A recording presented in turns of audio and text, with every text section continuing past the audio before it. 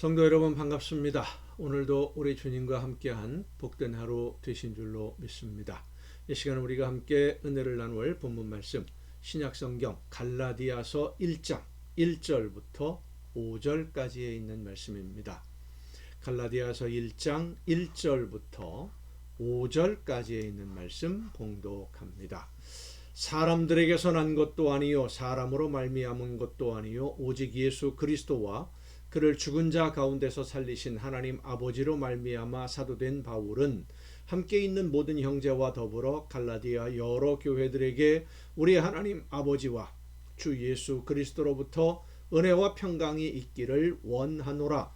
그리스도께서 하나님 곧 우리 아버지의 뜻을 따라 이 악한 세대에서 우리를 건지시려고 우리 죄를 대속하기 위하여 자기 몸을 주셨으니 영광이 그에게 세세토록 있을지어다.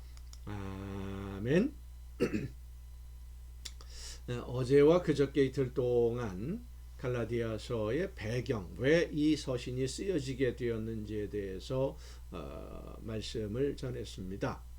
초대교회에서 율법과 복음의 문제는 매우 첨예하게 대립되었던 문제입니다.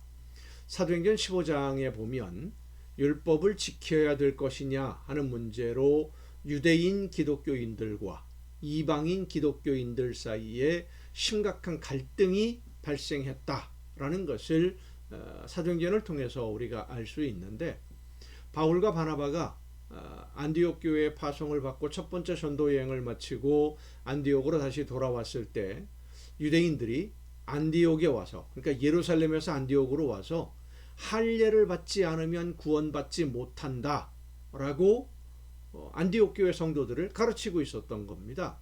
그것 때문에 성도들 사이에 다툼과 변론이 일어났다 라고 성경에 기록하고 있습니다. 이 시기가 언제냐 하면 바울이 첫 번째 바나바와 함께 첫 번째 전도 여행에서 루스드라라는 도시에서 전도하다가 유대인들이 예수님의 복음을 전하는 이 바울을 미워해서 안디옥, 이고니온 이쪽에 있는 유대인들이 루스드라로 와가지고 사람들을 충동질을 해요. 그래서 사람들이 바울을 돌로 쳐서 죽은 줄 알고 성 밖에 내다 버렸는데, 이 바울이 죽지 않고 살아서 복음을 전하면서 다시 안디옥으로 돌아왔던 바로 그때입니다. 그러니까 바울이 죽음의 위협을 견디면서 예수님의 복음을 전하고 있는 동안 안디옥에는 유대인들이 찾아와서 이방인들에게 구원의 조건으로 할례를 받으라고 가르치고 있었던 것이죠. 그것 때문에 논쟁을 벌이다가 예루살렘으로 대표를 보내기로 했는데, 바울과 바나바 그리고 여러 사람들이 이제 대표가 되어서 예루살렘으로 갑니다.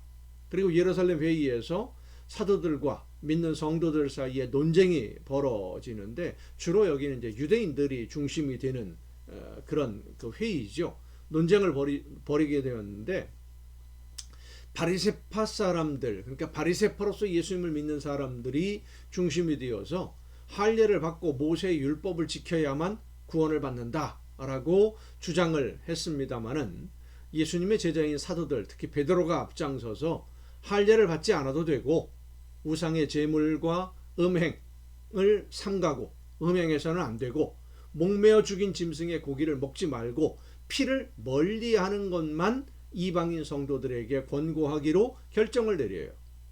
아마도 이 안디옥에 유대인들이 찾아와서 율법을 지키고 할례를 받으라 라고 이야기할 바로 그때, 그리고 예루살렘에서 회의가 있은 후에도 갈라디아 지역의 교회 성도들에게 유대인들이 찾아가서 율법을 지켜야 구원받는다, 하나님의 나라 백성이 된다 라고 이야기한 것이 갈라디아서를 쓰게 된 이유일 것이라고 우리는 생각합니다.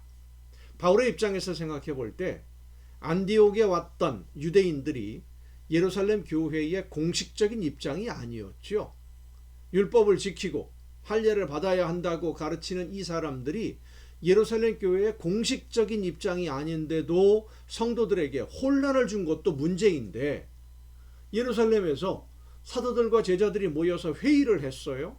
그리고 이방인으로 예수님을 믿는 성도들에게 할례 요구하지 않기로 결정을 했고 율법을 지키라고 강요하지 않기로 결정을 했는데도 여전히 율법을 지켜야만 구원을 받을 수 있고 하나님의 나라 백성이 될 수 있다고 전하며 다니는 유대인들 때문에, 몇몇 유대인들이겠죠. 그들 때문에 예수님의 복음을 듣고 하나님의 자녀가 된 성도들이 구원의 확신을 잃어버리게 되고 믿음을 떠나기 시작하는 그런 상황을 보면서 침착하게 논리적으로 글을 쓸 수 있는 사람 과연 몇이나 될까요? 갈라디아서는 그런 배경에서 쓰여진 서신입니다. 그래서 갈라디아 교회 성도들에게 보내는 편지의 서두 1장 1절이죠. 편지의 첫 글이 이렇게 되어 있는 겁니다. 선언입니다. 사람들에게서 난 것도 아니요 사람으로 말미암은 것도 아니요 오직 예수 그리스도와 그를 죽은 자 가운데서 살리신 하나님 아버지로 말미암아 사도된 바울은 하고 편지가 시작이 됩니다. 바울은 예수 그리스도를 구주로 믿는 그 고백으로 말미암아 믿음으로 말미암아 구원받는다고 전한 이 사도 바울이 전하는 복음이 사람들에게서 난 것이 아니고, 그러니까 지식적으로 연구해서 얻은 것도 아니고 사람들에게 배운 것도 아니고 죽음을 이기시고 부활하신 예수 그리스도와 예수님을 제물로 받으시고 우리를 자녀로 인정해 주시는 하나님의 사랑이 나를 부르셔서 이 복음을 전하게 하셨다. 이것은 하나님의 말씀이다. 예수님의 구원의 선물이다라는 것을 선언하고 있는 겁니다. 여러분, 우리가 믿는 믿음은 누구로부터이겠습니까?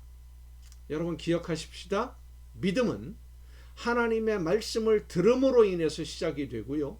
말씀을 듣는 것은 성령의 역사하심으로 가능합니다. 성령의 역사가 아니면 말씀을 들을 수 있는 사람 아무도 없습니다. 그래서 믿음은 나에게 복음을 전해준 예수님을 전해준 누구로부터가 아니라 하나님이 나를 사랑하셔서 나를 구원하시려고 나를 부르시고 나에게 성령의 역사하심으로 말씀해 주시고 나를 자녀로 받아주시는 하나님의 은혜의 선물입니다. 이 사실을 여러분 잊지 마시기를 바랍니다. 기도하시겠습니다. 크신 은혜로 오늘도 저희들을 사랑으로 말씀으로 인도해 주시는 아버지 하나님, 성령의 역사하심으로 저희들을 오늘도 이끌어 주셔서 하나님의 말씀 안에 거할 수 있도록 붙들어 주심을 감사드립니다.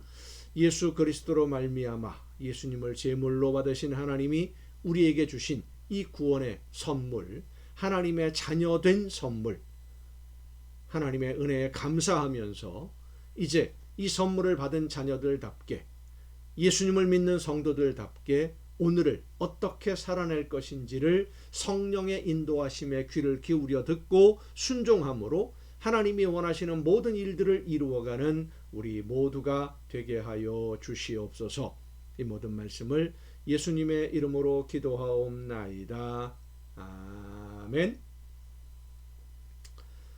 오늘도 여러분 수고 많으셨습니다. 내일 또 이 시간 가정예배 시간에 여러분 모두 함께 다 같이 만날 수 있기를 바랍니다. 내일 뵙겠습니다.